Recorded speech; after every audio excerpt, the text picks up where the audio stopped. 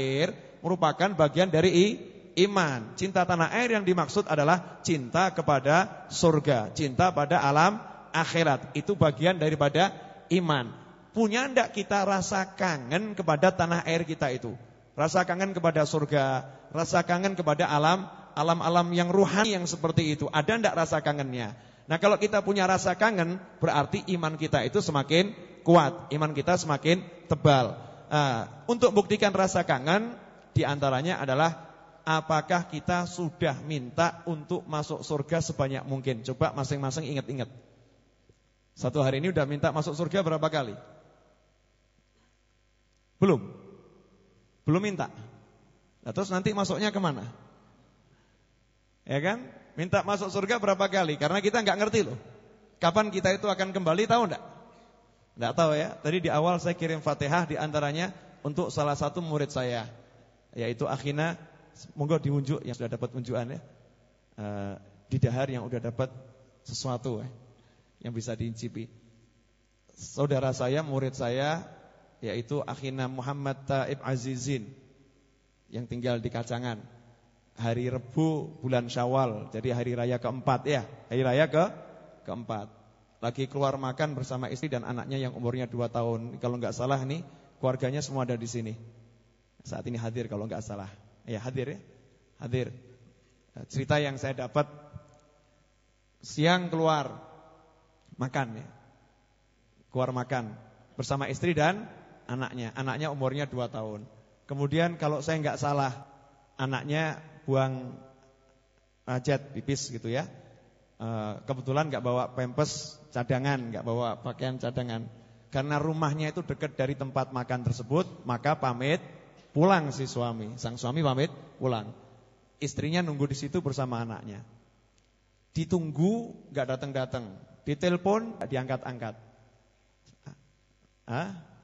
Si suami, ya ditunggu enggak datang-datang. Akhina Muhammad ini ditunggu enggak datang-datang, ditelepon enggak angkat. Kurang lebih hampir 1 jam. Ditelepon, diangkat. Yang angkat Pak polisi. Ini siapa?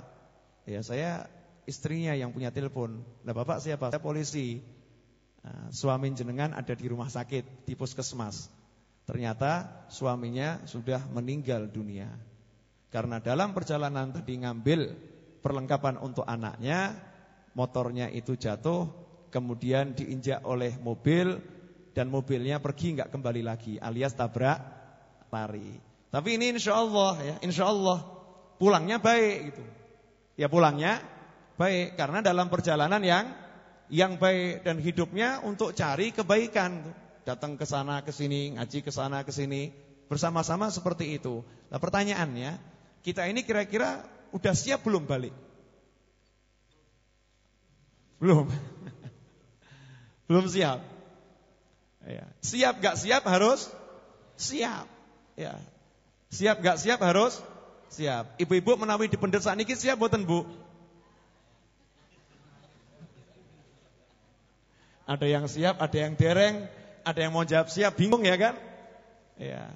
Belum siap artinya belum siap amal kita belum siap. Makanya kita kangen sama surga, minimal kita minta Allahumma inna nas'aluka ridhaka wal jannah wa na'udzubika min sakhatika wan nar.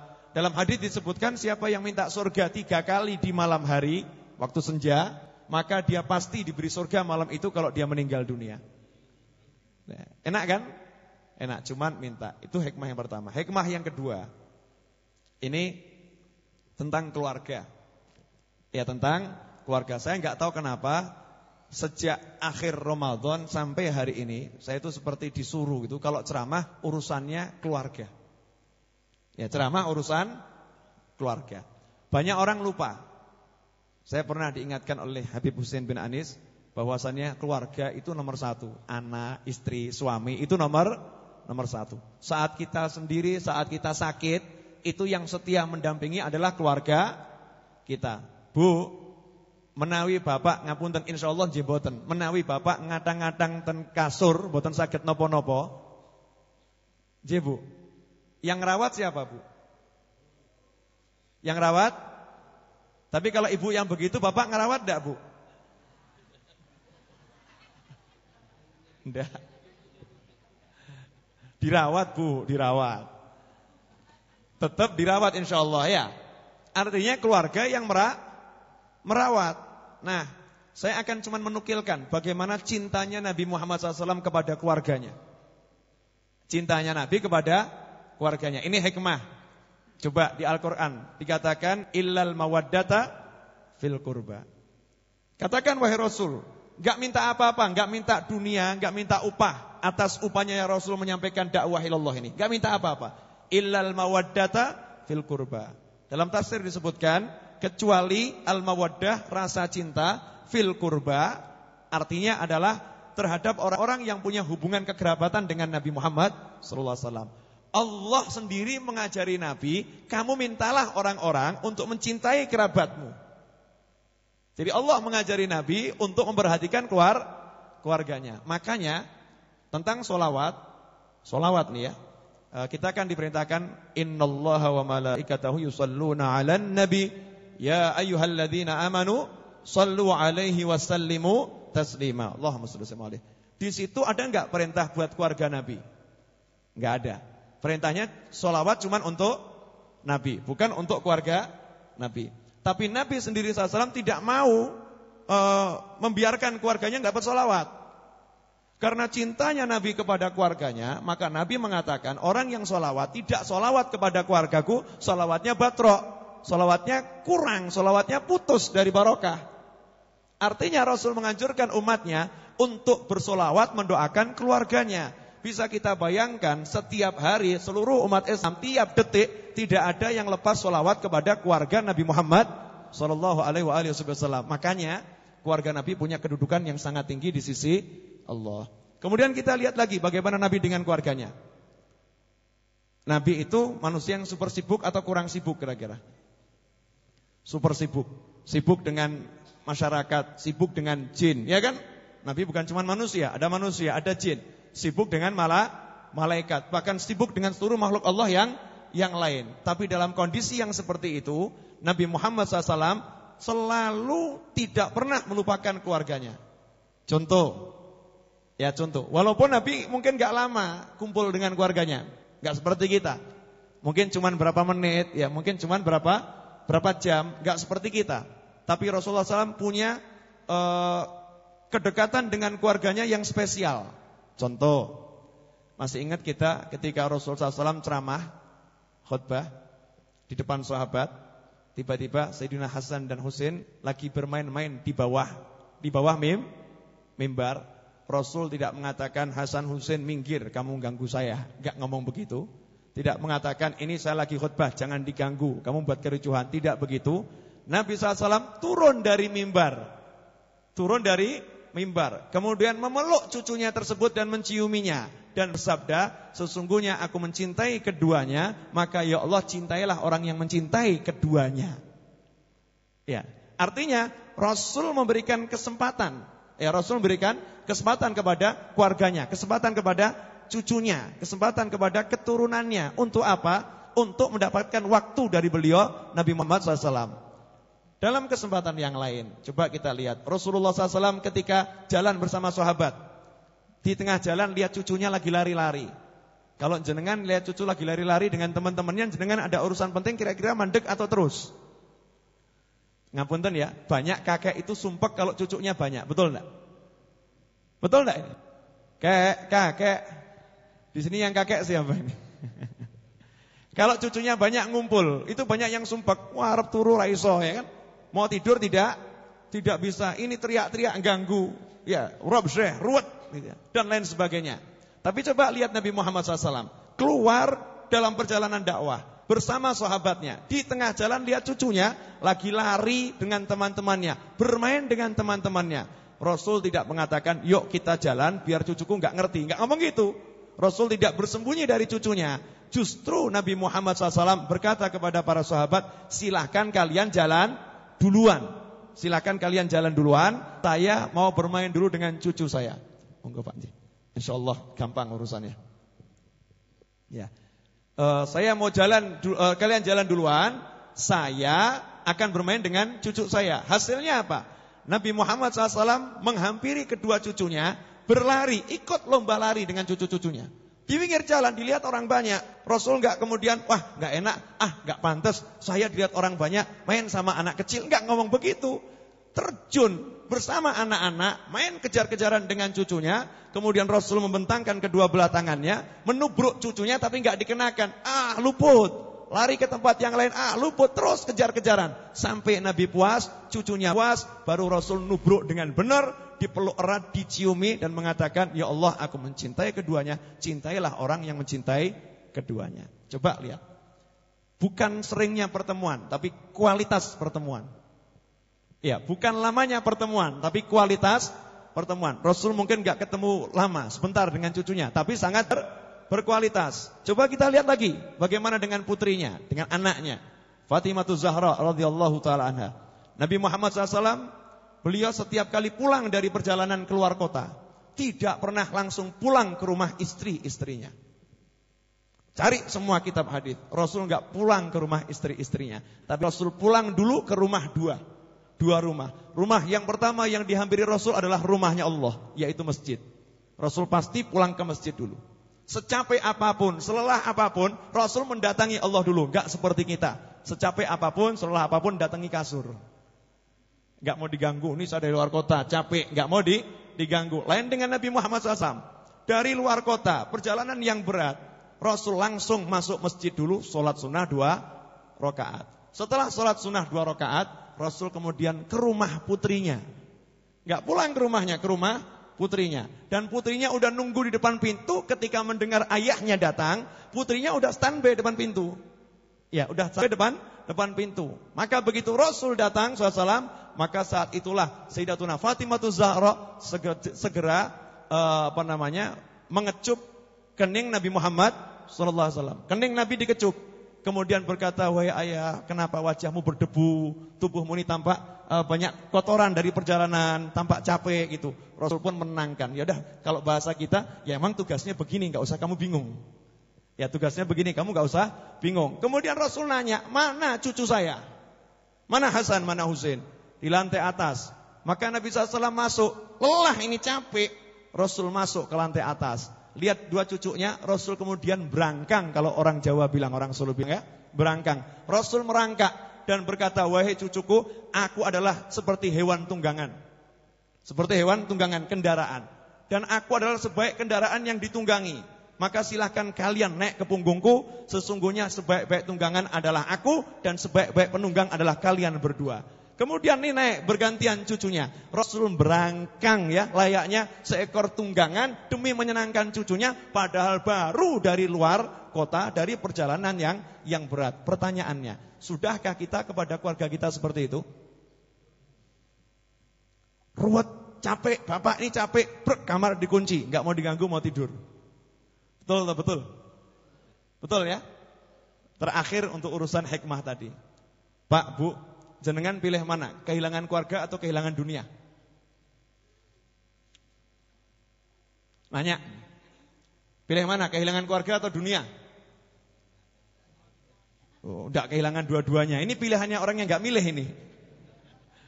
Pilihannya cuman opsinya tuh ada dua. Satu, kehilangan keluarga. Yang kedua, kehilangan dunia. Kalau terjadi seperti itu, pilih yang mana? Kehilangan dunia atau keluarga? Kalau jenengan bilang kehilangan keluarga, berarti jenengan dan saya termasuk orang yang perlu diperiksakan ke rumah sakit jiwa.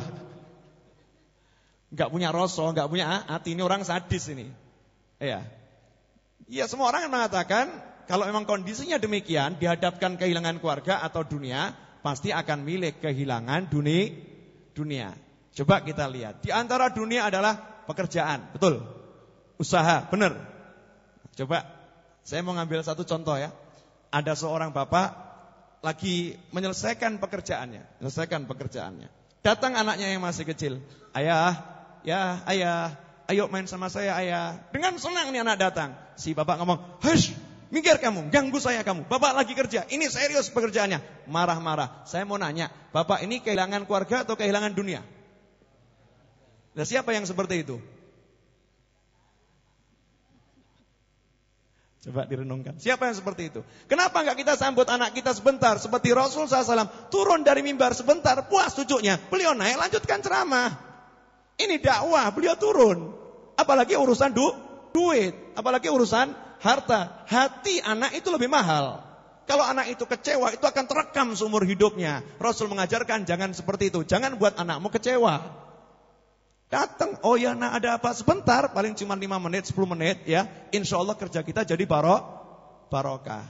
Bukannya kita marahin anak, kerja dengan emosi, akhirnya semua akan hilang. Loh itu loh, kita terkadang lupa. Keluarga itu yang paling penting. Tapi seringkali kita jadikan pekerjaan itu yang paling penting. Hadirin yang dimuliakan Allah, itu 2 hikmah yang saya dapat selama ceramah beberapa minggu ini. Nah sekarang kita akan buka kitabnya. Monggo yang sudah dapat unjukan diunjuk, yang belum. Sudah dapat semua belum nih? Sudah diunjuk belum? Habis saya belum. Monggo ya. Monggo diunjuk dulu. Minum tarik. Ada coklat apa? Coklat.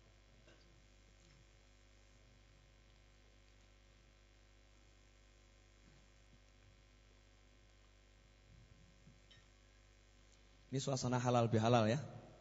Sekaligus kita mulai baca kitabnya biar dapat barokah. Bismillahirrahmanirrahim. Ayyuhal 'abd utlubit taubah minallah fi kulli waqtin. Fa innallaha ta'ala qad nadabaka ilaiha faqala ta'ala wa tubu ilallahi jami'an ayyuhal mu'minuna la'allakum tuflihun. Wa qala ta'ala innallaha yuhibbut tawwabin wa yuhibbul mutatahhirin.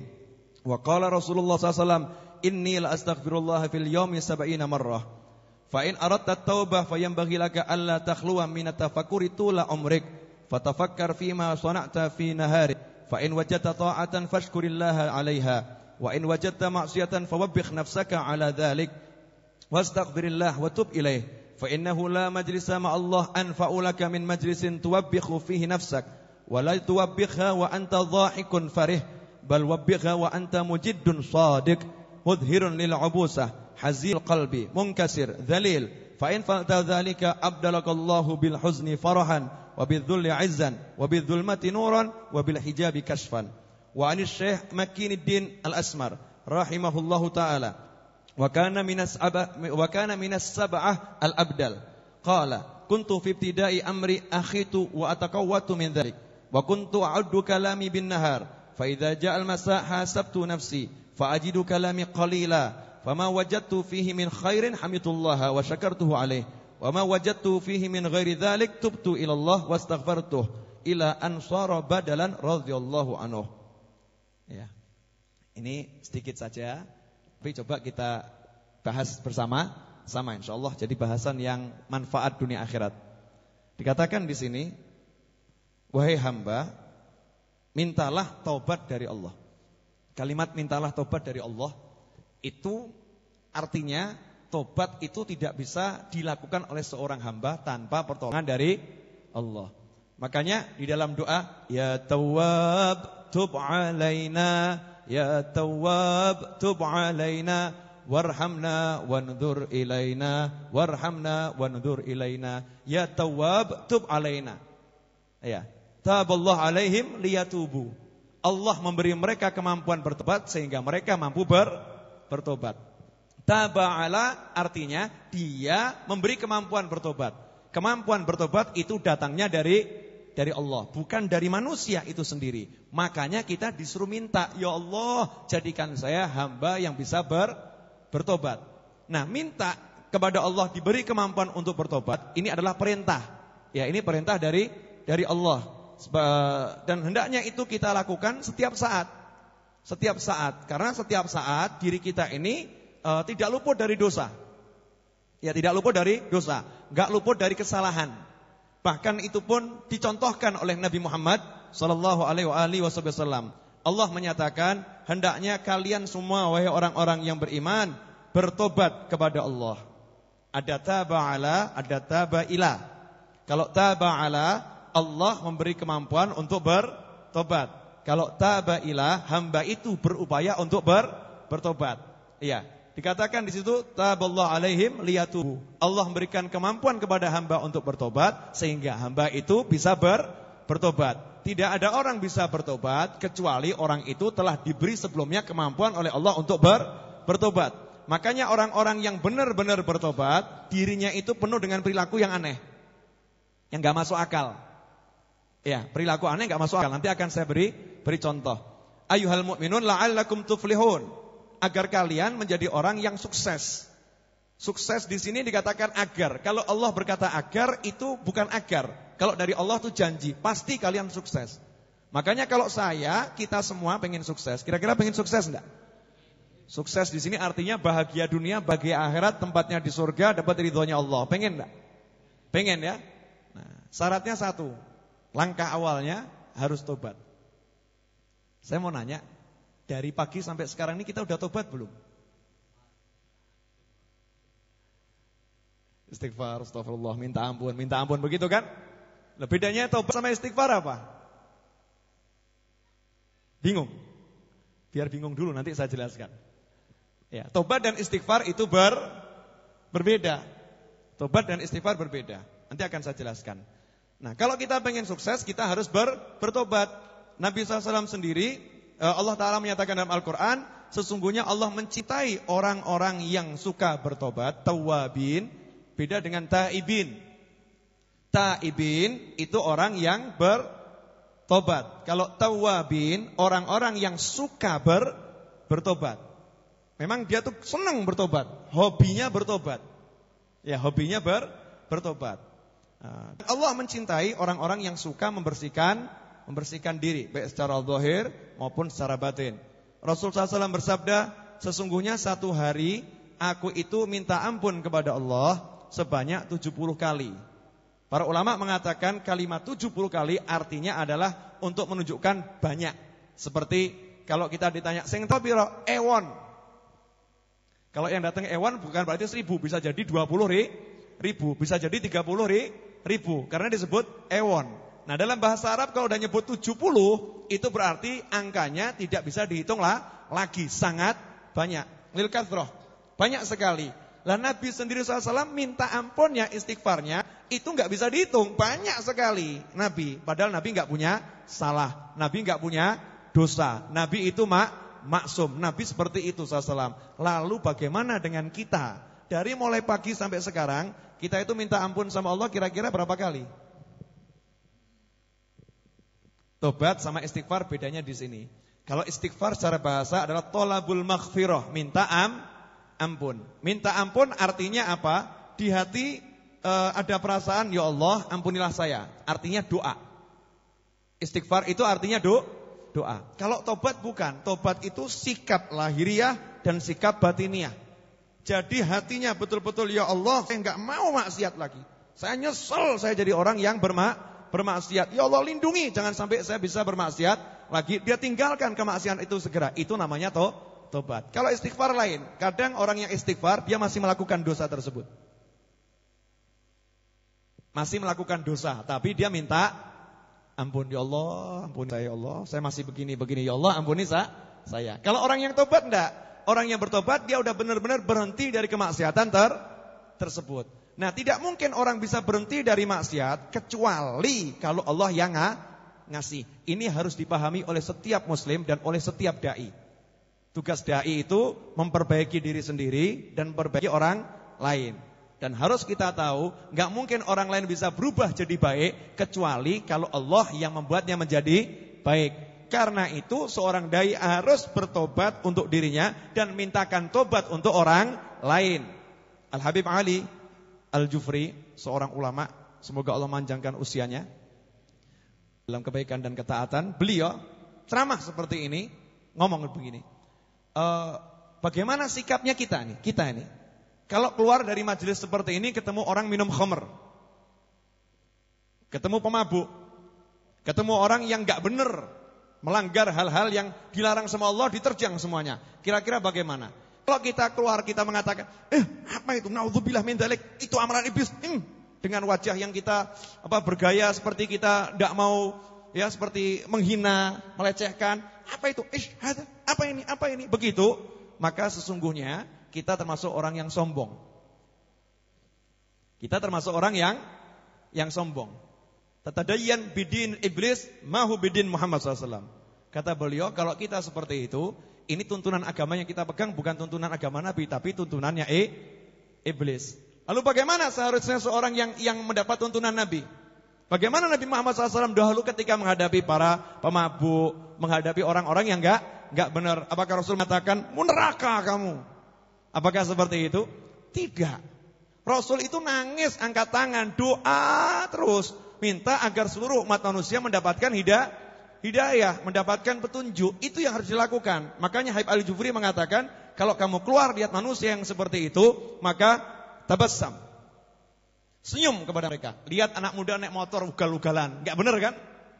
Ditrailkan, dinaikkan, senyum, ucapkan assalamualaikum dengan senyum. Dengan niat, ya Allah, tolong rubah dia. Hati ini terus doa, ya Allah, tolong rubah dia. Tolong hidayah engkau berikan kepadaku, berikan juga kepada dia. Untuk apa? Mendatangkan tobat dari Allah. Karena yang ngasih tobat adalah Allah. Kalau kita seperti itu, otomatis ini mendatangkan rahmat dari Allah. Hamba tersebut kemudian akan lihat, ini orang kok beda ya. Yang lain teriakin saya, gendang, jelungup. Biasanya gimana teriakannya? Ngebut, benjut. Ya kan?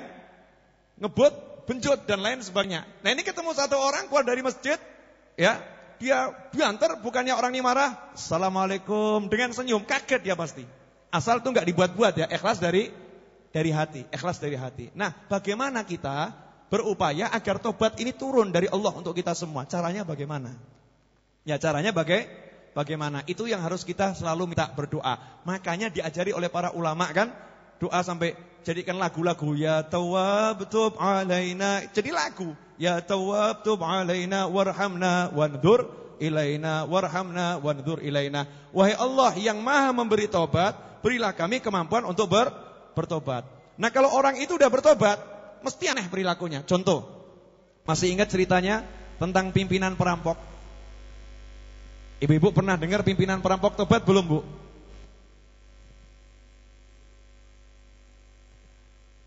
Ibu-ibu lagi nggak dengar kelihatannya. Bu, mic-nya salonnya di situ kurang keras atau udah cukup? Cukup. Saya mau nanya, boleh? Pernah dengar pimpinan perampok tobat belum, Bu? Belum? Belum atau lupa? Belum ya. Ini saya kasih satu contoh. Pimpinan perampok bertobat gara-gara Sayyidi Syekh Abdul Qadir Al-Jilani.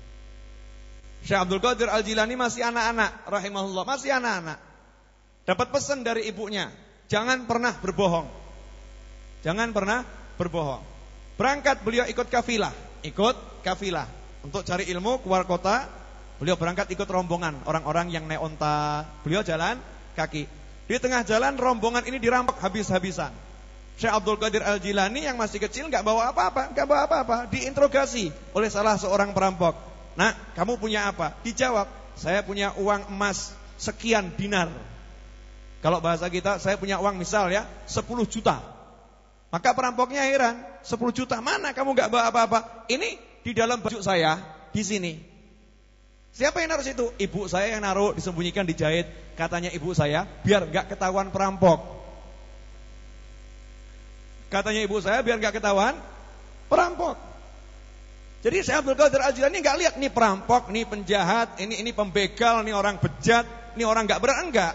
Beliau menetapkan muamalahnya kepada Allah, muamalahnya kepada Allah. Apa yang harus aku benarkan dalam diriku ini untuk mendatangkan rahmatnya Allah? Enggak mungkin rahmatnya Allah bisa datang ke orang lain kalau kita enggak benar gitu loh. Bisa paham? Terapkan dirinya dulu nih. Saya harus menjalankan amanatnya ibu saya kepada saya ketika menghadapi perampok. Kenapa kamu begini? Lah ibu saya bilang suruh jujur, enggak boleh dusta. Jadi saya enggak mungkin dusta. Dibawa nih kepada pimpinannya. Wahai pimpinan, nih anak kecil bilang katanya punya uang 10 juta. Ini saya anggap uangnya saya karang sendiri ya, biar gampang diterima. Ini punya uang 10 juta. Di mana? Katanya di balik bajunya sini. Nah, kok dia jujur seperti itu bagaimana? Ibunya ngasih tahu dia enggak boleh dusta. Coba dibongkar betul, ada uang di situ sekian banyak. Pimpinan perampok nanya, "Nak, kok kamu sampai seperti itu kenapa?" Ya saya diajarkan untuk taat kepada ibu saya. Lah ibu saya bilang jangan dusta, ya saya tidak akan dusta. langsung turun rahmatnya Allah. Ini loh yang dimaksud turun tobat dari Allah. Maka hamba yang tadinya perampok, pembegal, yang gak kenal peri kemanusiaan, yang bengis, yang kejam, tiba-tiba berubah 180 derajat. Nak, kamu masih kecil, udah kenal dengan Allah seperti ini. Saya udah tua, gak ngerti. Nangis kemudian tobat, ya Allah ampuni saya. Semua perampokan ini dikembalikan kepada orang-orang yang dirampok. Kemudian berkata kepada pengikutnya, dulu saya mimpin kamu merampok, sekarang saya gak mau merampok lagi, saya sudah tobat. Saya anjurkan kalian juga tobat, tapi terserah kalian, itu urusan masing-masing. Saya enggak tanggung jawab lagi. Apa kata anak buahnya? Kalau dulu kamu mimpin saya merampok, tolong sekarang pimpin kami ke jalan Allah. Kami juga akan bertobat sekarang juga. Kata pimpinan perampok, saya bukan ahlinya. Ini anak kecil, ini ahlinya. Wahai anak kecil, saya pengen jadi muridmu. Ya, saya mau belajar ke Baghdad. Ya udah, kami ikut sama kamu belajar ke Baghdad. Dan ini jadi murid-muridnya Syekh Abdul Qadir Al-Jilani, termasuk murid-murid pertamanya yang ditemukan dalam perjalanan ketika menuntut ilmu. Sudah belum nih prinsip mendatangkan hidayah, mendatangkan tobat kepada orang lain dengan cara yang seperti ini? Udah belum kita? Belum. Kita kan kadang gaya rumongso nasihati wong iso berubah ya. Ketika dinasihati kesel, orangnya enggak berubah.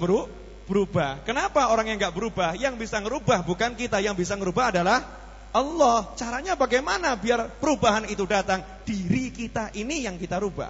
Terapkan yang benar di diri kita, otomatis itu akan buat orang lain mendapatkan kebenaran dari Allah. Sampai di sini udah jelas belum nih? Cukup jelas ya? Jelas. Kemudian dikatakan, kalau kamu pengen mendapatkan tobat tadi, maka hendaknya jangan sampai sepanjang hidupmu kamu gak pernah merenung. Usahakan sepanjang hidup tuh merenung terus. Ya, sepanjang hidup merenung. Apa yang kamu lakukan di siang hari? Apa yang dilakukan di malam hari? Coba kita tanya pada diri kita sendiri. Tadi sore kira-kira udah hitung-hitungan belum? Pagi tadi mata saya lihat apa ya? Lihat yang haram atau lihat yang halal? Telinga saya dengarkan orang ngerasani atau tidak ya? Pernah enggak kita duduk kemudian hitung-hitungan? Hitung bener. Tapi coba kalau urusan duit, sore tadi ngitung enggak? Ke pasar, belanja, beli ini ya kan? Kemudian ada barang ini saya jual, transaksi dapat sekian. Itu dihitung. Ada yang ngitungnya harian, ada yang ngitungnya mingguan. Pembukuannya bahkan rapi. Tapi kalau untuk pembukuan akhirat kita ngitung enggak? Enggak ngitung. Nah terus kalau tiba-tiba dijemput pindah ke tanah airnya, tempatnya di mana kalau nggak pernah ngitung? Yang rugi atau yang untung? Otomatis yang seperti itu akan masuk kelompok orang yang rugi. Singkat cerita, kita disuruh ngitung. Pagi bisa sholat duha, alhamdulillah ya Allah, syukuri. Pagi tadi hari Jumat bisa Jumatan, syukuri alhamdulillah. Karena banyak orang yang nggak bisa Jumatan, syukuri lagi, alhamdulillah Jumatan hari ini saya dapat sapi. Jumat yang lalu telur aja nggak dapat. Syukuri lagi. Ya, maksudnya pagi ini Jumatannya bisa datang awal. Biasanya khotib udah naik khutbah yang kedua, kita baru datang. Ini syukuri lagi kalau bisa ada perbaikan. Syukuri setiap ada kebaikan. Dan kalau kita lihat di situ ada keburukan, minta ampun sama Allah, celah dirimu dengan wajah yang mencemberuti diri sendiri. Sedih gitu. Ya Allah, astagfirullah. Nah, kita istighfar sambil cemberut sendiri udah pernah belum? Minta ampun, ya Allah, tadi pagi saya kok lihat ada perempuan cantik, saya jeleng terus, astagfirullah. Sudah belum gitu? Belum. Tambah cerita, wah mau esok ana wong ayu. Wah, ayu nipol. Kowe mesti ngger nyawang seneng mesti. Bukannya dia mencela dirinya dengan tangisan, tambah justru menceritakan maksiatnya kepada orang lain. Masih ingat cerita seorang hamba Allah dari Bani Israel? Iya. Dia enggak punya penglihatan, tunanetra. Ditanya, "Kenapa kamu kok jadi tunanetra?" Dijawab, "Iya, saya lihat yang diharamkan Allah saya gelo. Mata ini maksiat, makanya saya cabut biar enggak maksiat lagi." Nyeselnya sampai seperti itu. Ini jangan diterapkan, ini khusus Bani Israel. Umat Islam enggak boleh begitu. Ya, kita umat Islam enggak boleh mencederai diri sendiri, melukai diri enggak boleh, apalagi melukai orang lain. Ini Bani Israel, artinya penyesalannya itu sampai seperti itu. Lah kita nyesel enggak gitu. Nah, orang-orang dulu itu kalau dia berbuat maksiat kemudian kesandung, jatuh, kakinya patah, alhamdulillah. udah dihukum sama Allah sekarang, insya Allah udah cukup hukumannya, di akhirat gak dapat.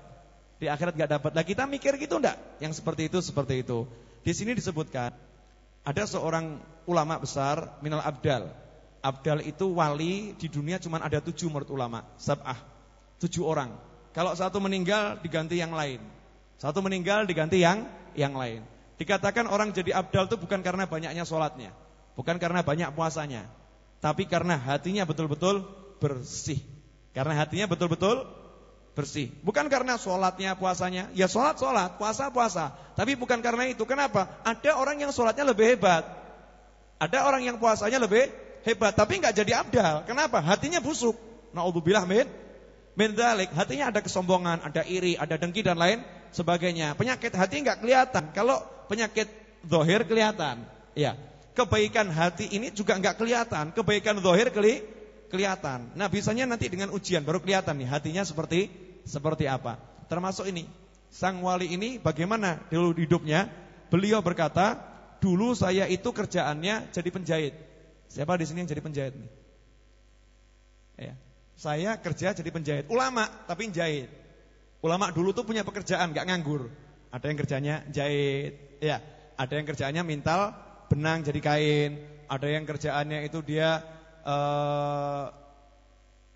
cari kayu seperti kakek buyutnya Habib Ali, ya, Habib Anis. Kakek buyutnya Habib Anis ini, beliau dulu kerjanya cari kayu buat makan dan ngajar. Jadi nggak minta sama orang, cari kayu, dijual hasilnya untuk makan, cukup nyambung nyawa, selebihnya untuk mengajar. Seperti itu, hidupnya demikian. Nah, kita punya pekerjaan apa sekarang? Katakan ini jahit, kemudian hasil jahitnya digunakan untuk makan. Satu hari dari pagi sampai sore, saya itu kalau ngomong saya hitungi, dicatat. Tadi ngomong ini, dicatat. Tadi ngomong ini. Sore saya hitung ternyata ngomong saya cuma sedikit. Ngomongnya cuma sedikit. Kemudian saya cek lagi, kalau omongan saya ini baik, saya syukuri. Kalau omongan saya buruk, saya istighfar. Pertanyaan saya dari pagi sampai sore, kalau kita buat catatan omongan kita, bukunya cukup enggak? Terutama ibu-ibu. Cukup enggak, Bu? Enggak. Nah, kira-kira yang baik sama yang buruk banyak mananya? Mengaku sendiri kan? Banyak baiknya atau buruknya, Bu? Loh, ngaku banyak buruknya. Saya mau nanya, sore tadi udah minta ampun belum untuk omongan yang buruk selama 1 hari? Jangan ngapusi. Ini ngapusi ini keburukan baru di majelis ini. Udah belum, Bu? Sudah atau belum? Ada yang sudah, ada yang belum. Nah, minta ampun 1 hari. Ini kebiasaan orang dulu, sore benar-benar dihitung. Ya Allah, minta maaf, ya Allah ampuni. Makanya mereka semua bisa jadi waliullah. Lah kalau kita sekarang mau jadi wali, mau dapat tobat, tapi enggak pernah ngomong aja calcul, enggak dihitung. Ya, mau ngomong apa diomongkan. Bahkan ini sebagai penutup, insyaallah akan ada tambahan dari Habib Husain bin Anis, kemudian dari Pak Kiai Haji Abdul Razak Sofawi. Penutup dari saya sedikit ini ya. Orang zaman sekarang kelemahannya semua yang didengar diucapkan. Betul enggak? Semua yang didengar diucapkan. Dengar ada orang perapatan ada tabrakan, kakinya pedot. Ketemu temannya, di perapatan ada tabrakan, kakinya dua-dua pedot, udah nambah lagi. Bukan dicek betul enggak ada tabrakan, ya kan? Bukan dicek bener enggak kakinya putus, bukan tabayun enggak, tapi langsung diceritakan pada orang lain, setelah itu ditambahi. Orang yang ketiga ini dengar, ngomong sama temannya lagi, kondone yang perapatan ono tabrakan, sikile pedot, tangannya hilang. Nambah dia. Enggak mau kalah ini. Ceritanya nambah. Terakhir yang cerita perapatan ada tabrakan, orangnya meninggal dunia. Padahal yang ditabrak setelah dicek ada tabrakan. Apa? Pit motor, ya kan? Sama apa? Sama sepeda ontel. Yang naik sepedanya utuh, orangnya utuh. Yang naik pit-pitnya utuh, orangnya juga utuh. Kakinya cuma lecet dikit, dibilang kakinya copot. Dua-duanya lagi. Nah, ini kebiasaan orang zaman sekarang. Apa yang didengar kemudian disampaikan. Kalau ada orang fasik bawa berita, nggak boleh langsung disampaikan, dicek orang fasik. Nah zaman sekarang kita ini termasuk orang fasik atau bukan? Orang fasik, definisi orang fasik apa? Idza ja'akum fasikum binaba'in, ya kan? Kalau ada orang fasik datang bawa berita kepada kamu, cek dulu, fatabayyanu. Cek. Pertanyaannya, jenengan dan saya termasuk orang fasik bukan? Saya mau ngaku orang baik aja nggak berani. Orang fasik adalah orang yang keburukannya, maksiatnya melebihi ketaatannya. Nah kira-kira taat kita sama maksiat banyak mana? Kalau hitung-hitungan benar, banyak mana coba? Nah kalau kita mau tawadhu merendahkan diri kepada Allah, ya semoga ya Allah tolong saya enggak masuk kelompok orang fasik, semoga saya masuk orang yang muti, orang yang taat, orang yang baik, ya Allah tolong gitu. Tapi kenyataannya kita ini hidup di tengah masyarakat, kita ini yang bergelimang dengan maksiat. Ibu-ibu, saya mau ngasih amanat, boleh Bu? Boleh ya Bu ya? Ini sudah tidak disampaikan bertahun-tahun. Mulai bulan Ramadan kemarin saya nyampaikan kembali. Ibu-ibu pengen senang atau pengen susah? Pengen senang. Masih ingat amalan yang kemarin saya ajarkan, Bu? Lupa? Nomor 1, 40 hari mesem terus sama suaminya.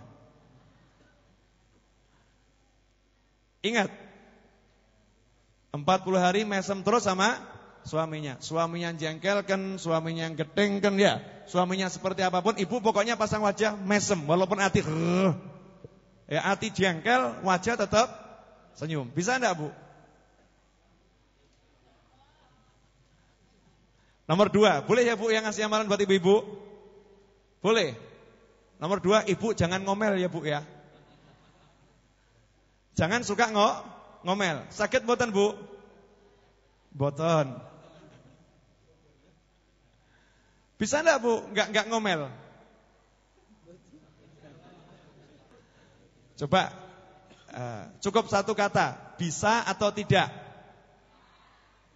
Saya mau nanya kepada bapak-bapak, Pak, ibu-ibu tidak ngomel 3 hari, kira-kira bisa enggak?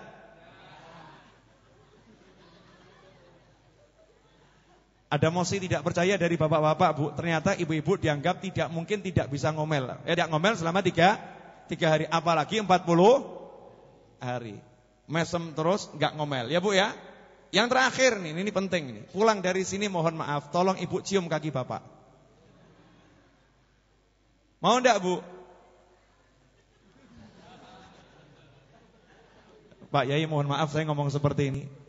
Karena survei membuktikan, ngapunten nih, ini kita ke depan harus memperbaiki diri kita dan terus keluarga kita ya, terus pelajaran dari yang lampau-lampau. Di Sragen, di Solo, Surakarta sekitarnya ini, kasus perceraian itu mencapai angka yang fantastis. Perceraian itu angkanya mengagumkan. Kira-kira jenengan kagum enggak kalau mengagumkan itu? Enggak kagum kan? Memprihatinkan.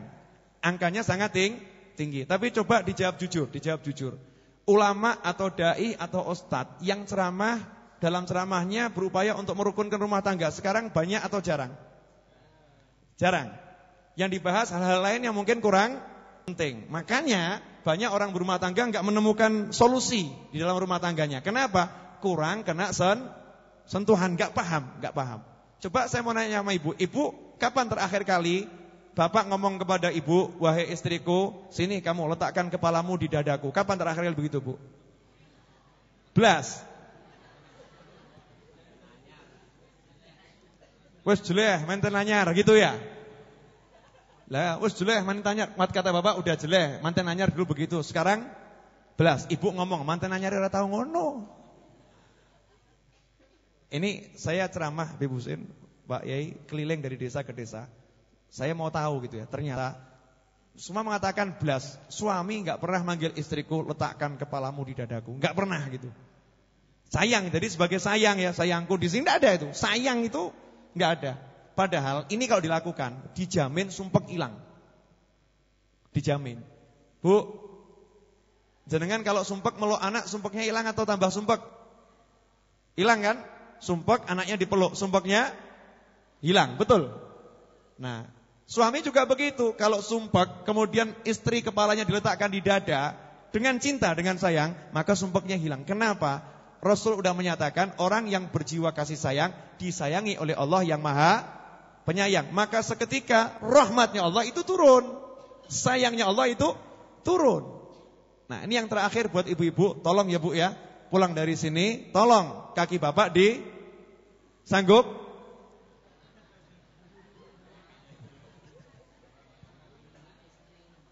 Sebentar Bu, biar adil Bapak saya kasih amalan. Pak, mohon maaf untuk mengimbangi tadi pada ibu-ibu. Bapak sama ibu kira-kira enggak pelit bisa enggak? Jangan pelit kepada istri, bisa enggak? Bisa? Di sini yang merokok coba angkat tangan. Yang rokok. Ya udah, yang rokok. Satu hari rata-rata orang rokok, survei dari desa-desa, satu hari orang rokok 2 pak, betul? Rata-rata. Coba yang 1 pak itu dihadiahkan kepada istri, istrinya suruh merokok. Bukan istrinya suruh merokok, artinya uang rokok berikan kepada istri. 1 pak rata-rata 10.000 rupiah. 10.000 kali 30, 300.000 rupiah. Insya Allah buat nyekolahkan anak cukup. Buat nyekolahkan anak cukup. Kalau suami mau seperti ini, insya Allah rezekinya semakin banyak. Itu yang pertama. Bapak jangan pelit kepada istri. Yang kedua, mengucapkan terima kasih kepada istri. Udah belum Pak?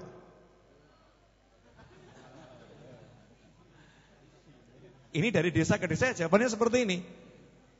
Bu, mohon maaf Bu, ibu hamil susah atau mudah? Oh, hamil mudah. Kata Bapak hamil mudah Bu. Ibu kalau hamil berat atau ringan? Berat. Enak atau enggak enak? Enggak enak. Gara-gara siapa Bu?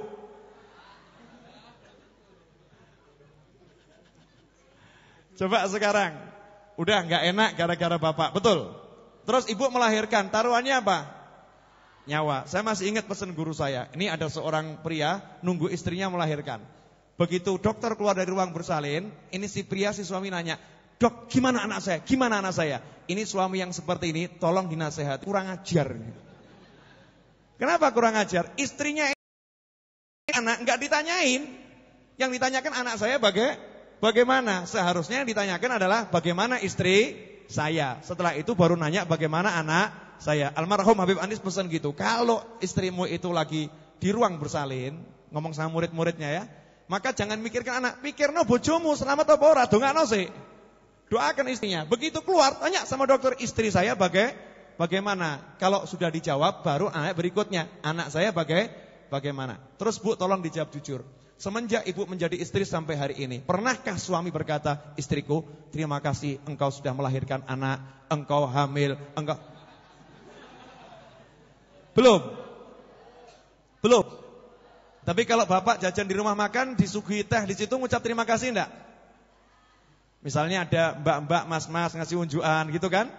Monggo diunjuk. Terus jawabannya apa? Terima kasih. Betul? Iya.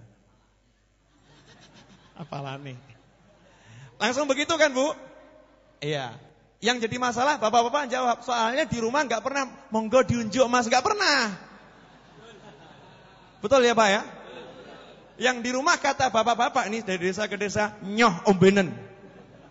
Silakan diminum. Ada lagi yang begini, yang agak lebih ngeri lagi. Bu, tolong Bu, wedang unjukan. Jawabannya, aku kesel ngurusi anakmu, gawe dhewe. Ini lebih sadis. Coba kalau yang satu buatkan, monggo diunjuk sama mesem, ya kan? Kemudian yang satu bilang, matur suwun. Kira-kira enak enggak itu? Mulai nanti malam praktekan. Ya, praktekan. Pulang insya Allah seger semua rumah tangganya ya. Itu. Kemudian untuk bapak-bapak, amanat saya. Kalau ibu ternyata enggak bisa mesem, masih merengut. Ya, disuruh ngomel masih enggak bisa, masih suka ngomel. Pesan saya, silakan bapak ngalah sama ibu-ibu. Ya Pak ya? Bapak ngalah ya sama ibu ya? Jangan sampai enggak ngalah. Sebab pesan orang-orang terdahulu, kalau pengen selamat, sing waras.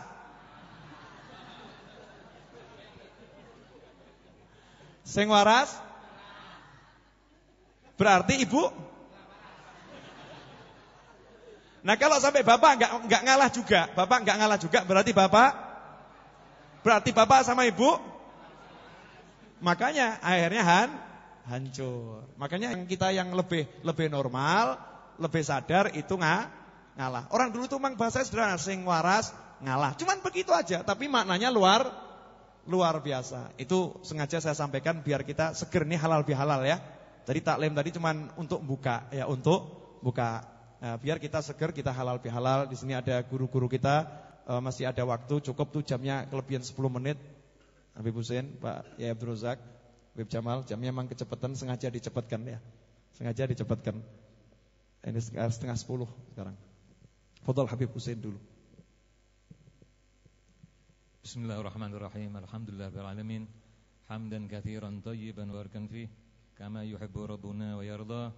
Allahumma shalli wa sallim ala sayyidina Muhammadin wa ala alihi wa sahbihi ajma'in.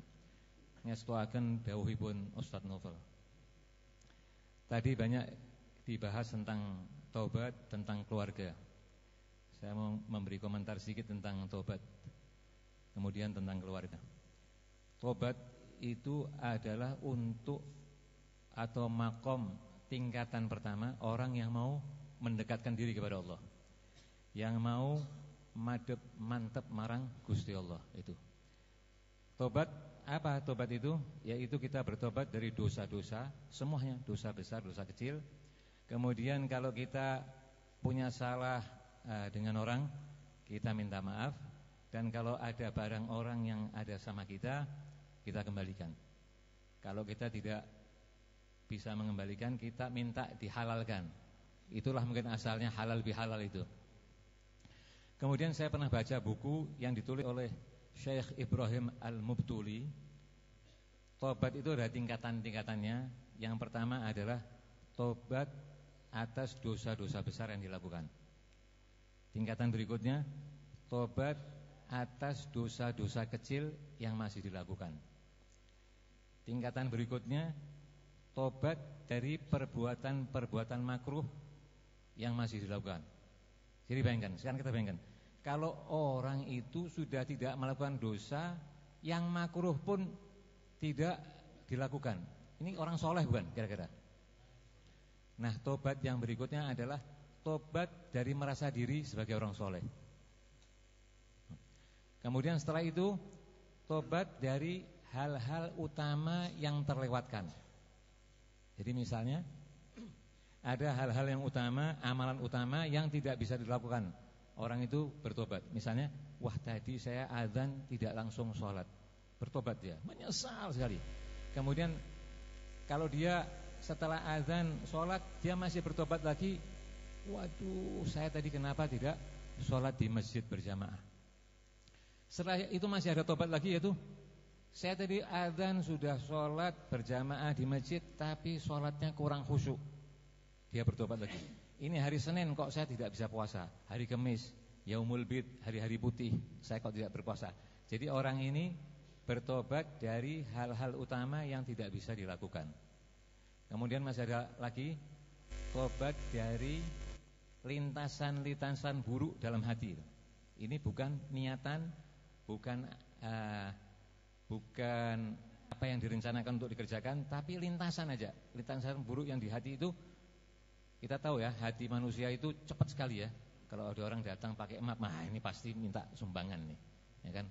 Hati manusia, kalau ada orang ngetok-ngetok, ini pasti ada ini urusan apa, utusan sumbangan 17 Agustus misalnya. Nah, itu tobat dari lintasan buruk yang ada di hati. Kemudian ada lagi tingkatan berikutnya, yaitu tobat dari saat-saat yang dia lalai kepada Allah. Jadi misalnya orang tersebut baru datang duduk kira-kira 3 menit, ya Allah, saya kok selama 3 menit tadi tidak ingat sama Allah sama sekali. Nah, orang itu bertobat. Masih ada lintasannya, saya pikir, ya Allah, kapan saya bisa mencapai separuh dari tingkatan-tingkatan ini. Itu tentang tobat. Kemudian tentang keluarga. Tadi Ustaz Novel menyinggung ya, saya pernah ngobrol juga masalah keluarga. Soalnya masalah keluarga ini adalah segalanya bagi kita.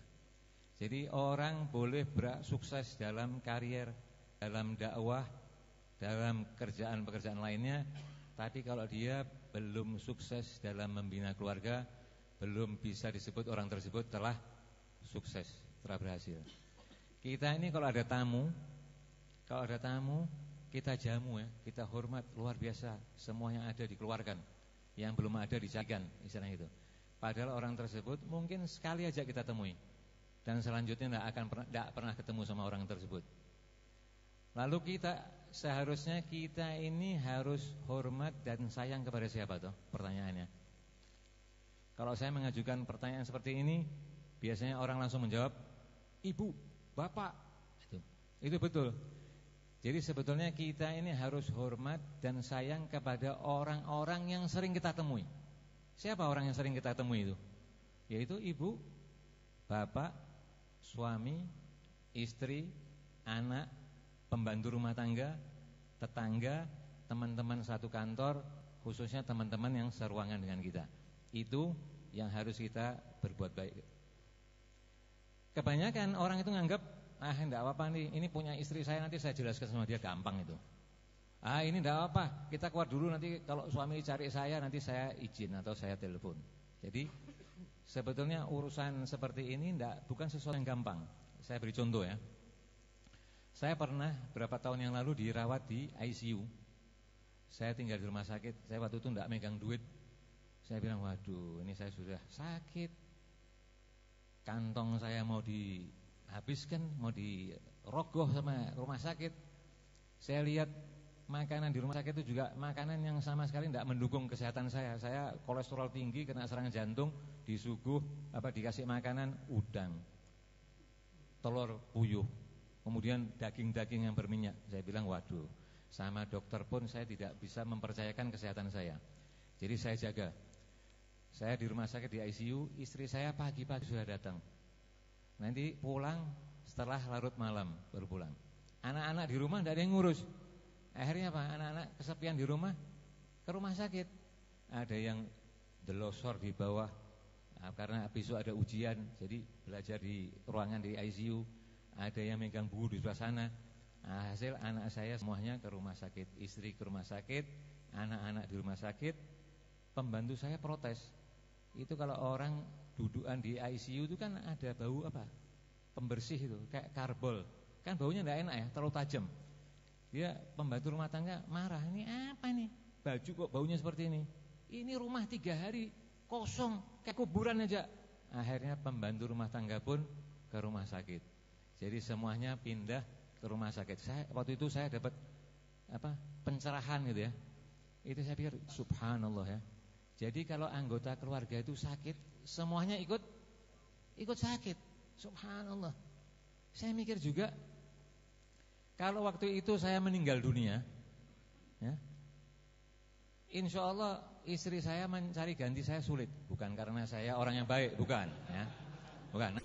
Kita ini kalau kita ya lihat presiden ya, negara sudah seperti ini ya, negara Indonesia ini butuh suatu pemimpin seorang pemimpin yang betul-betul pintar ya. Tapi kalau presiden itu lengser, insya Allah penggantinya banyak enggak? Kalau kita misalnya menguasai menjadi ketua suatu organisasi, kemudian kita saatnya sudah selesai, kita harus turun, kira-kira penggantinya banyak enggak? Saya mau tanya sekarang, kalau kepala rumah tangga suami meninggal, penggantinya banyak tidak? Kalau ibu rumah tangga seorang istri meninggal, kira-kira suami bisa dapat ganti cepat enggak? Banyak enggak kira-kira? Belum tentu. Jadi kalau misalnya ya, ada fulan itu istrinya meninggal dunia, fulan itu kalau mau mencari gantinya sulit. Bisa jadi si fulan ini sampai akhir umurnya tidak bisa mencari gantinya. Begitu juga istri, kalau suaminya meninggal sulit. Sebagian orang tuh trauma gitu, takut dia membina rumah tangga lagi. Apa lihat anak-anak sudah besar ya. Jadi mungkin sampai istri itu meninggal belum bisa dapat penggantinya. Jadi kalau dipikir, rumah tangga itu anggotanya semuanya penting. Nah, kita ini sekarang sehubungan dengan anak ya. Kita ini, saya sering dapat keluhan, Bib, bagaimana Bib, anak saya ini kok tidak pernah nurut kepada saya. Nah, resep yang paling gampang menghadapi anak adalah kita ini kalau nyuruh memerintahkan anak kita harus tanpa emosi ya. Jadi misalnya anak kita tidur, disuruh sholat, nak bangun, nak bangun, sudah waktunya sholat. Nanti tanpa emosi, tidak usah marah. Percuma marah, tidak ada gunanya. Kemudian kita datang lagi, ayo nak bangun nak, ini sekarang sudah jam 7 misalnya. Nak bangun nak sudah jam 9 misalnya. Terus itu semakin tanpa emosi semakin bagus. Kenapa nanti penjelasannya. Kemudian anak juga dikasih tahu, nak belajar nak. Kamu kalau tidak belajar nanti kamu bodoh. Kalau kamu jadi orang pintar itu enak, dibutuhkan orang, kamu menjadi orang terhormat. Tapi anak itu tidak mau belajar, cukup kita kasih tahu tanpa emosi. Soalnya kalau kita marah-marah terus, dikhawatirkan anak itu akan benci kepada kita, atau anak itu akan menjadi jauh dari kita. Akibatnya anak itu nanti kalau curhat kepada temannya, bukan kepada kita. Kita mau tidak anak kita curhat kepada orang lain, kepada temannya? Kan bahaya. Ya kalau temannya seorang yang solehah, kita kan kepingin anak itu ada apa aja bicara kepada orang tua. Kenapa toh kok kita tidak perlu pakai marah, tidak perlu pakai emosi? Karena emosi dan marah itu tidak bagus untuk kesehatan. Akibatnya kita bisa dibenci oleh anak kita. Kadang-kadang kalau anak itu kecil, anak itu tidak paham kenapa tuh orang tua ini kok marah terus. Main gini tidak boleh, mau gitu dilarang. Anak itu bingung gitu. Akhirnya anak itu lebih dekat kepada orang lain. Kenapa kita tidak boleh marah dan tidak boleh melibatkan emosi? Karena apa? Sebetulnya kepada Nabi pun Allah berkata, kamu ini tugasnya cuma apa? Menyampaikan dan memberi peringatan. Yang memberi hidayah siapa? Allah. Dulu, ini terakhir ya, ada cerita seorang tua itu alim, pandai, Masya Allah, mungkin termasuk salah seorang wali Allah. Punya anak malasnya luar biasa, disuruh belajar tidak mau. Dikutip dalil Quran yang menunjukkan keutamaan ilmu, kemudian hadis Nabi, kemudian ucapannya para ahli hikmah. Tapi dasar anak ini memang tidak mau. Jadi tetap aja anak itu main. Murid-murid yang lain belajar jadi orang-orang yang pintar, anaknya sendiri justru main terus. Kira-kira sedih enggak ini? Dan ini pernah terjadi. Kejadian seperti ini ada. Saya punya teman kiai yang anaknya tidak mau belajar, setiap hari main bola. Ini kembali ke cerita tadi orang yang alim tadi. Kemudian karena ini orang soleh ya, orang yang alim, dia mendapat ada suara di hatinya. Kamu ini mengapa tidak pasrahkan urusanmu kepada Allah? Dia terus istighfar, bertobat. Setelah itu malamnya dia berdoa kepada Allah, memasrahkan urusan anak ini. Ya Allah, saya tidak kuasa untuk memberitahu, untuk mengajar anakku.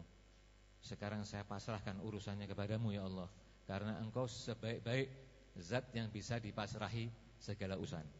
Besoknya setelah berapa saat anak itu datang kepada ayahnya, berkata, Bapak, ayah, sekarang saya siap belajar.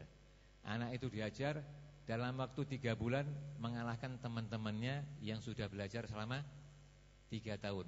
Nah, jadi urusan keluarga ini adalah urusan yang paling utama. Banyak sekali orang-orang datang menemui saya, apa? Suaminya itu, maklum ya, kehidupan dunia ini kan mengalami pasang surut ya. Kemudian ada yang suaminya itu usahanya menurun, ada yang suaminya dipecat dari perusahaan. Kemudian apa yang dilakukan istri? Karena tidak ada yang memberi nafkah, istri itu mulai goncang ya, mulai goncang keadaan, jiwanya juga mulai goncang. Akhirnya apa?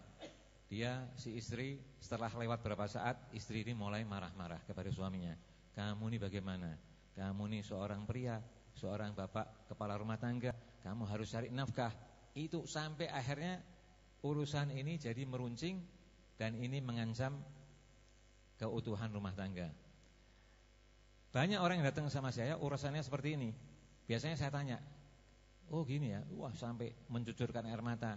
Setelah selesai si istri ini berbicara, saya tanya, suami kamu ini kira setia enggak? Apa sayang enggak sama kamu? Insya Allah kalau dia sayang kepada saya, sayang. Alhamdulillah. Kalau gitu gampang urusannya. Suami kamu itu yang sekarang nganggur, jangan kamu marah terus. Kalau kamu marah, dia berarti merasa dapat musibah 2. Pertama kali dia sudah stres karena sebagai kepala rumah tangga tidak bisa memberi nafkah. Yang kedua kali dimarah terus oleh istrinya. Jadi harusnya bagaimana? Harusnya si istri itu justru mendekat kepada suami, setiap hari memberi apa? Memberi semangat. Waktu saya berkata begitu, ada yang istrinya datang sampai dadanya rasanya sesek gitu, karena tiap hari susah lihat suaminya kok pulang sudah nganggur, pulangnya malam. Saya bilang, ya suami mau pulang malam karena di rumah kamu marah terus. Mau cari kerjaan tidak dapat, sampai di rumah dimarah terus oleh istrinya. Akhirnya apa? Pulangnya malam terus. Saya bilang, mulai sekarang kamu kan yakin bahwa suamimu ini sayang sama kamu. Sekarang adalah kewajiban kamu justru mulai membesarkan hati suamimu, agar dia sangat tenang. Mas, kamu bilang sama suami, tenang, insya Allah sebentar lagi kamu jangan putus asa, terus bersemangat, terus ngelamar, tanya kepada teman, insya Allah kamu tidak akan lama lagi dapat pekerjaan. Itu yang bisa saya sampaikan, mudah-mudahan bermanfaat. Jazakumullah. Hadirin yang dimuliakan Allah, cukup jelas tadi ya? Cukup jelas atau jelas? Jelas. Ya, ini edisi spesial halal bihalal. Kita kedatangan guru kita semua ya, Kiai Haji Abdul Razak Sofawi. Ini kehormatan buat Majelis Ar-Raudhah. Dan di malam hari ini juga banyak teman-teman saya dari elemen Islam yang kemarin Ramadan bareng-bareng dengan Ar-Raudhah dan yang lain-lain menyediakan buka bersama di Manahan. Ya, kami ucapkan terima kasih atas kerawuhannya di Raudhah malam hari ini untuk teman-teman MN. Sekarang kita akan dengarkan beberapa nasihat tambahan dari Kiai Haji Abdul Razak Sofawi. Insyaallah majelisnya semakin bercahaya ya.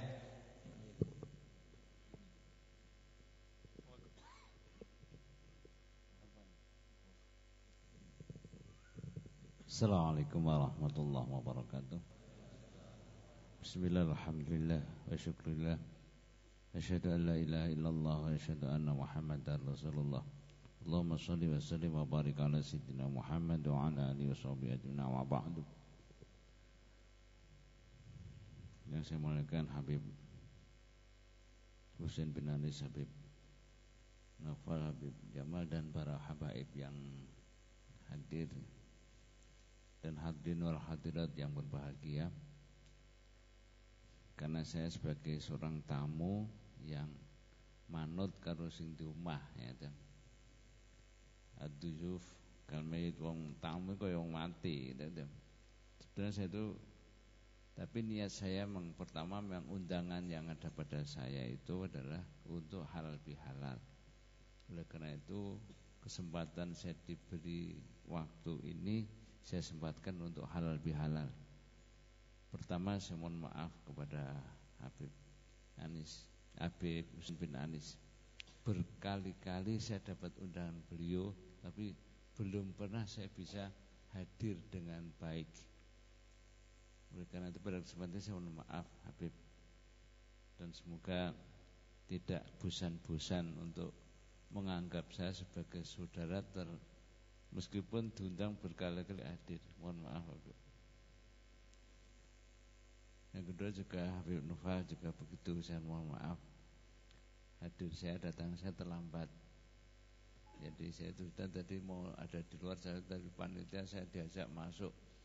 Maaf bapak-bapak yang saya lompat-lompat itu tadi, mohon maaf ya. Juga yang lain. Sebab kalau salah kepada Allah tadi sudah diterangkan Pak Habib Naufal itu bagaimana cara bertobat itu bisa langsung Allah insya Allah memberikan taubat dan ampunannya. Tapi kalau salah dengan manusia, kalau belum minta halalnya, Allah tidak akan memberi ampun. Oleh karena itu kesempatan halal bihalal ini saya pribadi dan keluarga, dan juga saya yakin para santri al-mu'ad banyak salah kepada Habib ini. Barangkali ke Raudhah apa mungkin ke yang lain-lain di majelis jamaah para habaib, banyak kesalahan melalui saya pribadi dan juga keluarga al-mu'ayyad. Mohon maaf sebesar-besarnya, dan mungkin barangkali di antara para hadirin ada punya salah kepada kita, sudah dengan kita ikrarkan, kita halalkan, sehingga dosa sama manusia kita diampuni, dosa tobat kepada Allah kan diampuni juga. Amin Allahumma amin. Kemudian masalah dengan keluarga itu tadi kalau Habib Noval memberikan jurus-jurusnya, saya akan nambahi ya. Bapak-bapak, kalau ibu marah, bapak tidur. Bu, kalau ibu marah, ibu tidur. Kalau bapak marah, ibu tidur, oke? Kalau marah bareng, tidur bersama.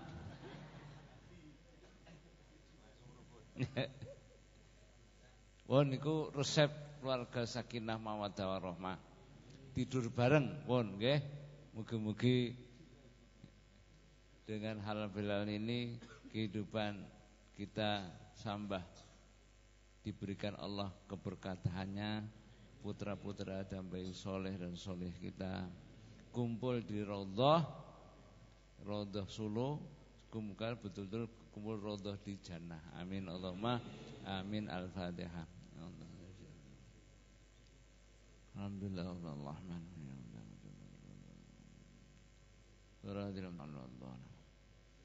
Sekian Habib, mohon maaf kurang dan lebihnya. Assalamualaikum warahmatullahi wabarakatuh. Jazakumullah khairul jaza. Sebelum saya lanjutkan, waktu masih ada kurang lebih 8 menit. Ya, perpanjangan waktu 5 menit nanti insyaallah. Nah, pakai adu penalti enggak? Bu, insyaallah mulai Jumat depan kita ngaji kitab ya. Kita ngaji benar-benar cari ilmu. Nah, alhamdulillah mulai bulan Syawal ini saya terbitkan VCD kajian. Nanti bagi yang berminat bisa beli di luar ya. Kemudian sehubungan rumah tangga, untuk ingatkan orang tua ada buku Surga di Depan Mata. Banyak yang nanya, itu sudah dicetak ulang, harganya 30.000. Kalau buku yang Rahasia Keagungan Isra Mi'raj, malam hari ini diskon besar-besaran hanya 10.000 rupiah. Saya lanjutkan dulu. Ini ada Habib Jamal. Malam hari ini saya sangat berbahagia dapat hadiah dari Allah yang luar biasa. Jadi kalau saya disuruh bayar itu nggak bisa ini. Ya, pakai nyawa saya pun nggak bisa nih. Buat bayar kerawuhan jenengan semua ini. Benar nih, jenengan bisa. Saya mimpi apa itu? Saya ini mimpi apa sama Allah dikirim jenengan ke sini. Siapa yang ngirim jenengan ke sini? Yang ngirim adalah Allah. Dipilih sama Allah, digerakkan datang nih Akhina Ali Maksum dari Jepara, jauh naik motor nih ya. Jauh-jauh di Jepara naik motor, cuman pengen rawuh ke sini, pengen datang ke sini. Dan banyak lagi yang naik motor dari tempat yang jauh, cuman pengen datang. Semuanya datang saya yakin pasti karena cinta kepada Allah, ya karena cinta kepada Allah. Dan orang yang datang berangkat karena cinta kepada Allah, janjinya Allah dia mendapatkan cintaku, ya mendapatkan cintaku. Ini saya mau nanya dengan yang di luar karena saya kan di sini nggak bisa memantau yang di luar ya. Ini yang hadir kira-kira posisi sampai di mana? Sampai jembatan. Panitia tolong saya minta informasinya sampai di mana ya, saya dikasih tahu biar yang di dalam juga bisa tahu. Kemudian untuk teman-teman yang di luar, kalau duduknya belum bisa nyaman, belum bisa rapi, yang di dalam juga saya minta maaf yang luar biasa. Ya, ini memang judulnya ya, ini Bu Ika nih apa namanya bagian yang untuk ngitung-ngitung cepat gitu ya. Jembatan 2000-an gitu ya. Jadi yang hadir sampai di jembatan jumlahnya kurang lebih 2000-an, 2000 sekian ya, 2000 sekian. Kok tahu dari mana? Dari konsumsi. Bagian konsumsi. Jadi kok tahu dari mana? Dari konsumsi. Nah, di majelis ini ya begini sifatnya.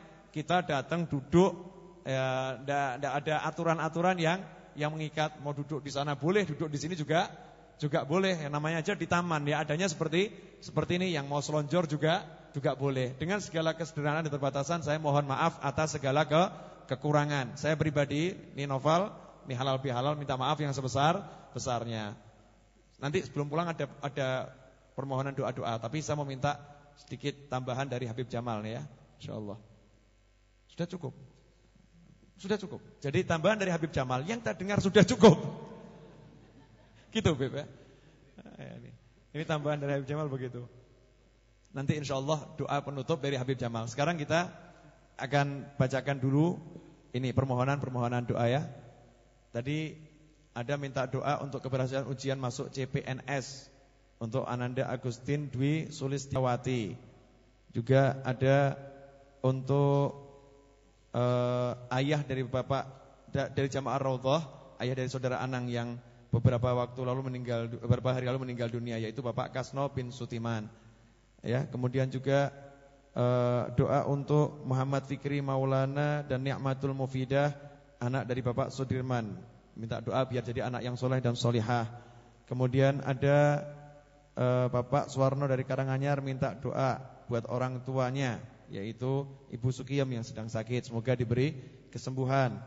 Kemudian ada yang minta doa untuk adik iparnya yang mau melahirkan biar lancar dan tidak ada halangan suatu apapun untuk ya, ibunya maupun sang bayi ya dan keluarganya. Karena katanya dokter divonis harus operasi besar, operasi sesar nih ya. Ini minta doa biar tidak operasi, biar normal, biar lancar. Namanya adalah Ibu Santi. Kemudian doa untuk ayahnya Mas Eto. Mas Eto ini aktivis Raudhah ya, yang kemarin 1 bulan penuh bersama elemen Islam saya lihat dari mulai sebelum maghrib di rumah Bapak Hardono sibuk membantu menyediakan buka puasa ya. Ayahnya beberapa hari yang lalu meninggal dunia, yaitu Insinyur Riwayatno, meninggal 2 September kemarin ya. Minta doa. Nah, untuk semua yang minta doa bagi yang masih hidup maupun doa yang sudah meninggal, yang sakit, yang hajat tadi ya, semoga semuanya yang sakit disembuhkan oleh Allah Ta'ala. Khususnya tadi juga kita sebutkan di depan ya, akhina Muhammad Taib Azizin juga yang meninggal dunia ya. Semoga yang sakit disembuhkan oleh Allah. Yang punya hajat, pengen anak yang soleh dan solihah, juga ente kita semua, semoga keturunan kita jadikan keturunan yang soleh dan solihah. Kemudian yang saudaranya, keluarganya meninggal dunia, semoga dijadikan tempatnya bersama para nabi, para siddiqin, para syuhada dan para solihin. Yang punya hajat, pengen jadi pegawai, apapun hajatnya, semoga diwujudkan dengan mudah dan lutuf oleh Allah. Yang sedang mengandung dan kandungannya pengen jadi kandungan yang baik, selamat untuk ibu dan anaknya, semoga diberi kemudahan, diberi penjagaan dari Allah Ta'ala. Dan untuk kepolisian Republik Indonesia, semoga oleh Allah Ta'ala diberi perlindungan dari sisinya, dari orang-orang yang berniat jahat terhadap negeri ini. Dan untuk kita semua, semoga doa-doa itu juga keberkahannya kembali kepada kita semua. Al-Hadhiniyah Al-Fatihah. A'udzubillahi minasyaitonirrajim. Bismillahirrahmanirrahim. Alhamdulillahirabbil alamin. Arrahmanirrahim. Maliki yaumiddin. Iyyaka na'budu wa iyyaka nasta'in. Ihdinas siratal mustaqim. Siratal ladzina an'amta 'alaihim ghairil maghdubi 'alaihim waladdallin. Amin. Nanti ditutup doa Habib Jamal. Sekarang saya mau halal bihalal. Ya, saya halal bihalal. Saya ini anak muda, beling, kaken dosa. Ya, kalau naik mobil terkadang ngebut. Terkadang atau sering, Pak? Sering ngebut. Ya, karena lokasi pengajian yang jauh, yang ngejar waktu, sehingga kadang kalau disopo sok enggak ngah gitu ya, enggak ngerti. Kadang waktu naik motor atau naik mobil atau lagi di jalan disapa suka enggak ngerti, bukan saya enggak mau balas sapaan. Minta maaf kalau ada sapaan yang belum terbalaskan, minta maaf kalau ada SMS yang tidak terjawabkan, minta maaf kalau ada telepon yang tidak terangkat, minta maaf kalau ada tamu yang berkunjung ke sini enggak ketemu sama saya. Mohon maaf, karena biasanya kalau ke sini kebetulan seringkali saya pas enggak ada. Tapi selalu ada yang jaga di sini kan ya, hajatnya tetap tersampaikan. Kemudian untuk undangan yang belum bisa ketemu waktunya, mohon maaf yang sebesar-besarnya, karena waktunya cuma 24 jam kali 1 bulan. Ya, 24 jam kali 1 bulan. Bagi yang undang saya enggak pernah beda-bedakan insyaallah. Makanya saya tidak pegang buku panggilan ceramah, itu bukan saya yang pegang. Yang pegang adalah teman-teman yang ada di sini. Siapa yang pengen ngundang saya tinggal ngomong aja, lihat asal tanggalnya itu kosong, saya berangkat. Makanya tadi malam saya terdampar di perbatasan dunia akhirat gitu ya. Karena enggak ngerti itu tempatnya di mana, asal berangkat aja. Ternyata ceramahnya di kuburan. Syaratnya cuma satu, bukan partai politik. Pokoknya enggak politik, saya insyaallah akan jalan. Asal untuk dakwah di jalan Allah. Saya mohon maaf atas semua kekurangan, semua kekurang nyamanan, semua ketidakramahan, pokoknya semua hal yang enggak enak, yang buruk, mohon maaf yang sebesar-besarnya. Dan untuk siapapun sampai hari kiamat yang punya salah dengan saya, kalau ada, insyaallah enggak ada ya, sampai hari kiamat siapapun orangnya, Sampai hari kiamat saya udah maafkan kepada Allah di depan Ka'bah. Jadi saya udah ikrar sama Allah di depan Ka'bah. Langsung saya pegang Ka'bahnya. Ya Allah, siapapun yang berbuat salah kepada saya sampai kapanpun sudah saya maafkan gitu ya. Sudah saya maafkan. Jadi saya pengen enteng, enggak mau punya urusan dengan manusia. Sebab yang punya urusan dengan manusia mau masuk surga dicekel, digandoli nanti. Ojo mlebu sik, rampungno urusannya tadi. Ya. Demikian waktu saya serahkan kepada Habib Jamal untuk nutup dengan doa. Dan saya ingatkan kembali, Jumat depan mau rawuh lagi enggak ini? Kita ngaji ilmu ya. Cari ilmu. Silakan datang ke sini, bawa yang bisa dibawa. Kalau nanti lokasinya enggak cukup, semoga sama Allah dijadikan lokasi ini lebih cukup lagi. Demikian Habib Jamal, mohon doanya. Bismillahirrahmanirrahim. Alhamdulillahirabbil alamin. Hamdal hamidin, hamdan syakirin, hamdan yuwafi ni'amahu wa yukafi mazidah.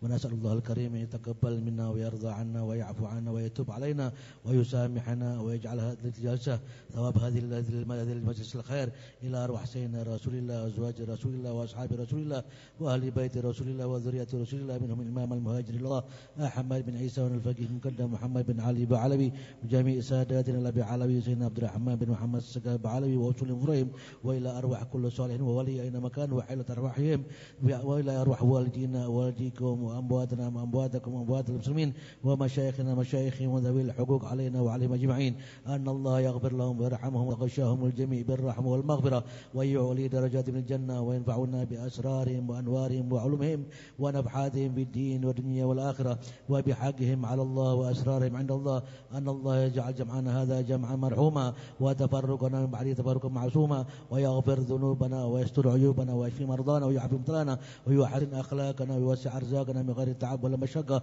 مع اللطف والعافية والصحة والسلامة والتوفيق والهداية. نسأل الله الكريم تقبل صلاتنا وصيامنا وقيامنا وتلاوتنا واعتكافنا وصدقاتنا وزكواتنا وكل عمل عملنا من عمل خير في شهر رمضان. الله يكتبنا وإياكم من صام وقام واتقاه من النار ويجعلنا وإياكم من الآعدين الفائزين المقبولين رب العالمين. يعيد علينا وعليكم هذه العيد سنين بعد سنين أعوام بعد أعوام بالخيرات والمسرات مع اللطف والعافية والصحة والسلامة والتوفيق والهداية. يفتح علينا وعليكم وعلى أولادنا فتوح العارفين يفقهنا وإياكم وإياهم بالدين ويهدنا وإياكم وإياهم إلى سواء السبيل ويجعلنا وإياكم وإياهم من عباد الله الصالحين على هذه النية وعلى كل نية صالحة الجامعة الشامل من خير الدنيا والآخرة. الكريم طويل عمركم في طاعة الله ورسوله ويتكرم عنا وعليكم بحسن الخاتم عند الموت في خير ولطف وعافية والسلامة وإلى حضرة النبي سيدنا محمد صلى الله عليه وسلم. الفاتحة. أعوذ بالله من الشيطان الرجيم. بسم الله الرحمن الرحيم. الحمد لله رب العالمين الرحمن الرحيم مالك يوم الدين إياك نعبد وإياك نستعين اهدنا الصراط المستقيم صراط الذين أنعمت عليهم غير المغضوب عليهم ولا الضالين آمين. ربنا تقبل منا إنك أنت السميع العليم وتب علينا إنك أنت التواب الرحيم برحمتك يا أرحم الراحمين. اللهم صل وسلم على سيدنا محمد مفتاح باب رحمة الله عدد ما في علم الله صلاة وسلاما دائمين بدوام ملك الله وعلى آله وصحبه. اللهم اجعل في طاعتك فرحي وسروري وفي مرضاتك جميع أموري. اللهم يا عالم بحالاتي ومطلع على سرائري ونياتي اقضي جميع حاجاتي واغفر ذنوبي وسيئاتي وتجاوز عن خطيئاتي والزلاتي وتقبل جميع حسناتي وسامحني فيما مضى وما يأتي واكتبني في ديوان ساداتي واسلك بي سبيل نجاتي في حياتي ومماتي. اللهم إني طامع في عطاك راغب في رضاك مستسلم لقضاك فاكتبني من أولياك واسلك بي سبيل هداك وألحقني بأصفياك.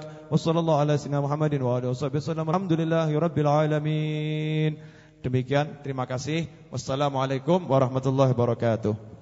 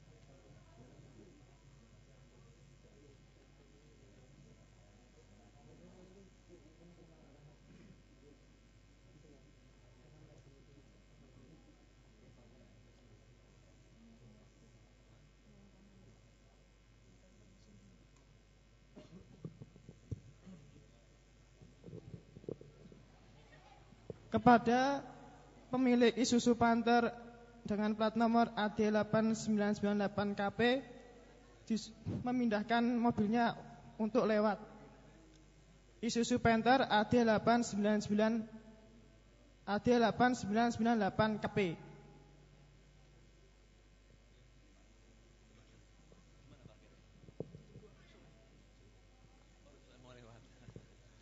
Ya, untuk Isuzu Panther dengan nomor polisi AD8998KP, mohon untuk dipindahkan lokasi parkirnya karena yang punya rumah di situ mau keluar terhalang mobilnya.